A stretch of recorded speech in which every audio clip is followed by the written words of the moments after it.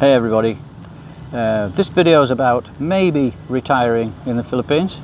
10 things you've got to have. There's no getting around it, you've got to have it.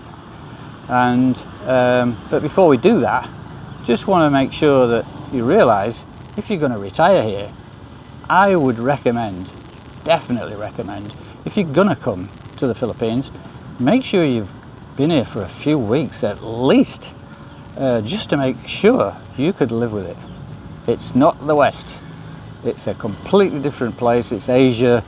It's the Philippines. It's got its own identity, and it's not easy.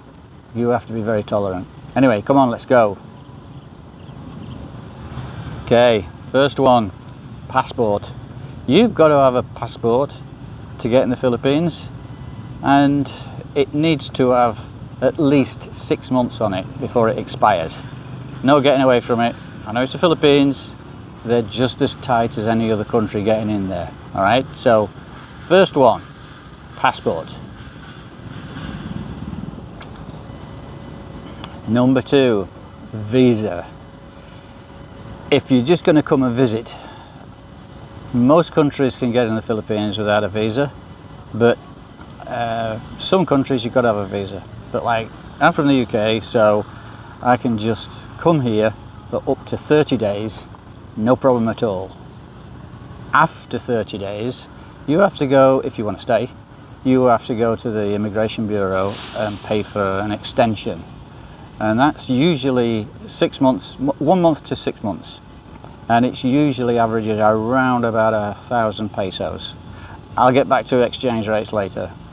And while we're talking about visas, if you were to be marrying, or you have a serious relationship, like I got married here, you can pay 10,000 pesos for your visa, which means you're married to a Filipina. It goes from a 9A visa, which is, you know, like an extended stay, to a 13A, which means you're married to a Filipino and you're allowed to stay in the Philippines. You still got to pay a fee, it's about 300 pesos a year, but then you're a permanent resident. So that's it. So you've got 30 days, no problem, free, just your passport. An extension, which is around about 1,000 pesos a month, gives you another up to 6 months. And then if your relationship's going on and you want to get into it and you want to stay, then next step is a 9A and then a 13A if you get married. All right?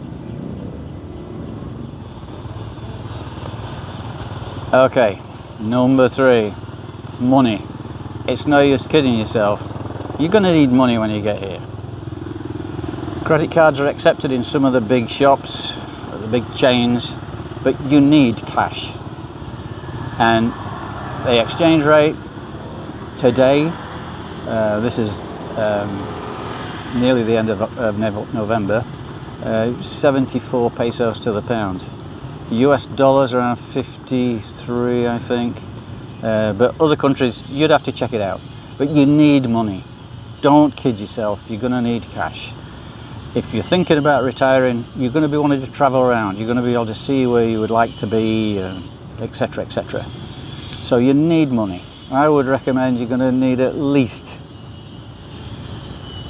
£2,000, and depending on what your budget is, but you need to make sure it's what you want to do. So you've got to have money. There's no use coming here and thinking, well, you know, there's ATMs, don't get me wrong. You can get money from your bank account at home or whatever, that's cool, but you're going to spend money. There's no messing around with that. Okay, the next one is, you need the internet. If you want to discover anything, you need the internet. Keep in contact with home. If you need to talk to your bank, or you just need internet. Now you can do that easily. You can get into any 7-Eleven and a lot of shops in malls. You can get a SIM card free, and then you just register your name and the number, and you have to put some sort of credit on it. But you can get started for 100 pesos.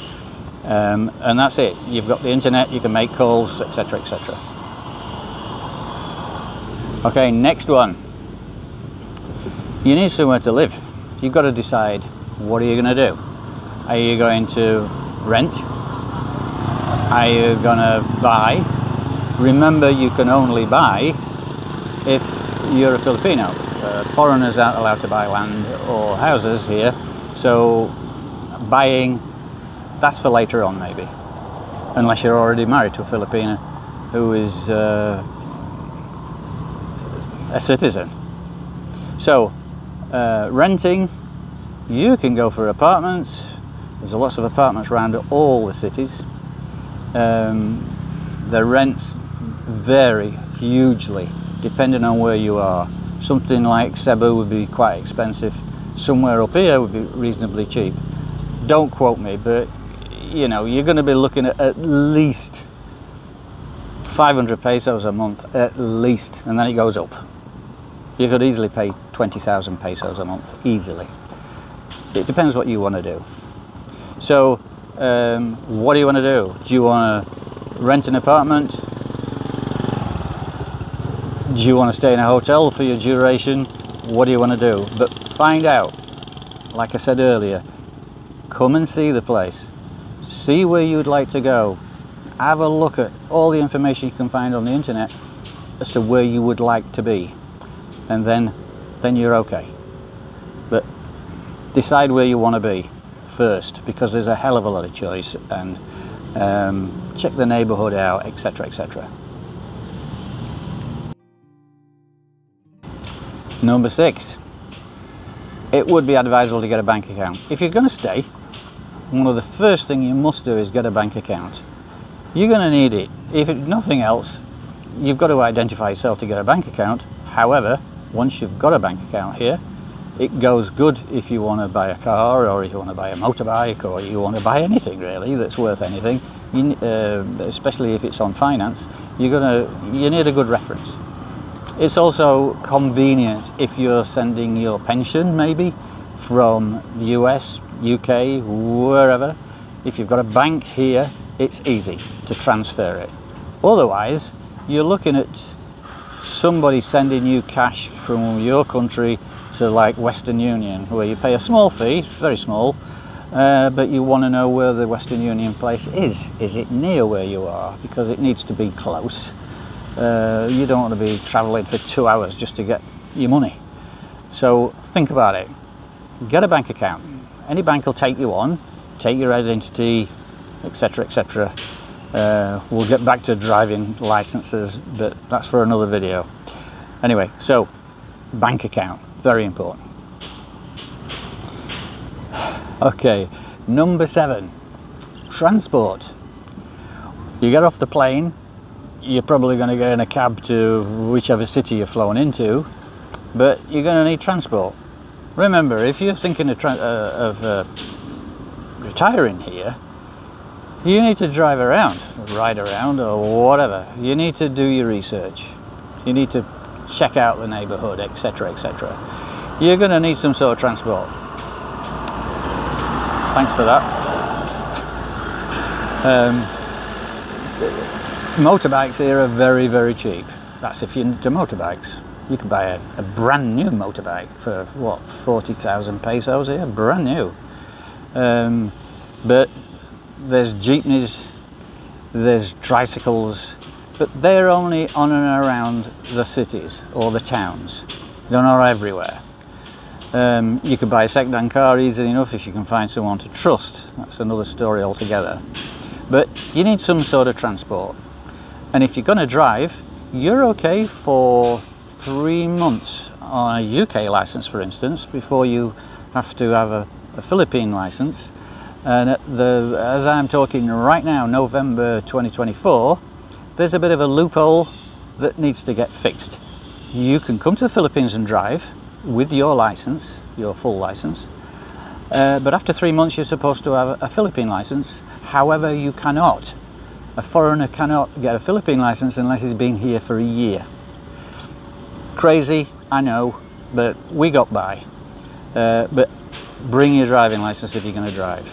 Okay, so tricycles, jeepneys, you buy a car or a motorbike if you want to get around. and you will want to get around, no doubt about it. Fuel is gasoline, diesel. It's diesel's around 45 pesos a litre, very, very cheap. Gasoline's a little bit more, I think it's around about 55, something like that. So it's worth thinking about how you're going to get around. Okay, next one. Depending on how old you are or what the state of your health is, it would be a good idea to think about, are you near a hospital? Are you in a city? If you're in the country. If you're in the country, how far from the nearest hospital? Or how far from the nearest doctor? But doctors here, you can go see a doctor, a general practitioner, for like 200 pesos here, and they'll fix you up. No problem at all. However, if you have an accident, or if you have some sort of an illness that needs attendance straight away, you need to be able to get to the hospital. So if you're in the middle of nowhere, 50 clicks from anywhere, how are you going to get to that hospital? It's not the West. It's just not. You've got to be able to get there. Either a friend's going to get you there, or you're going to have to get a cab, or heaven forbid, it's going to be an ambulance. So think about that. The location where you want to be, is it near a hospital, and is it near your doctor? Now, the next one is, do you have a partner when you get to the Philippines? Maybe a wife from the West, and you're coming here to stay, retire? Or are you coming here to look for a partner? Which is great. I did that, and it's working out great for me. I met my wife online. I came to the Philippines on a few holidays, 4 times, before I was sure it's where I wanted to be, and I wanted to meet the girl I'd met on the internet. I wanted to make sure she was okay. 10 years later, I decided to come here and have my retirement. We're still together.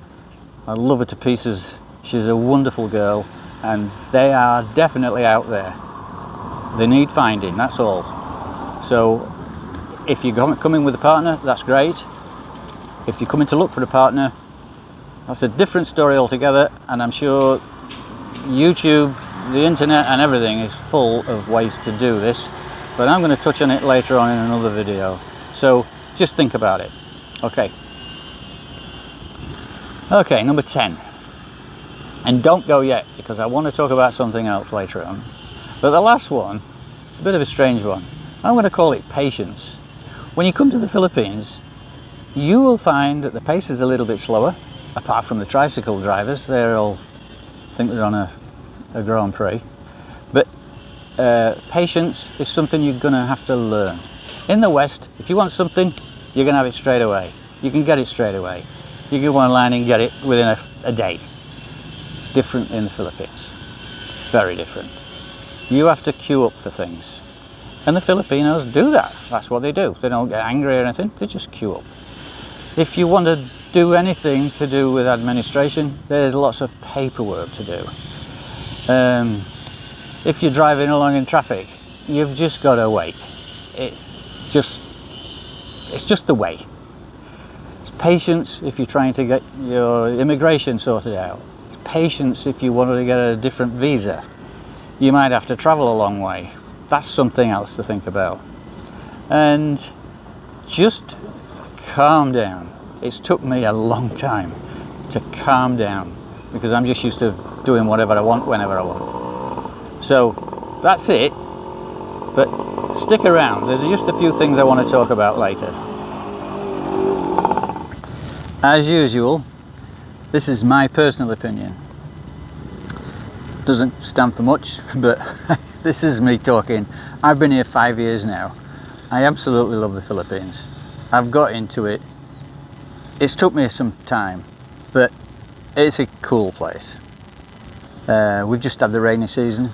I hope it's finished, but some of the parts of the Philippines have had a terrible time with typhoons.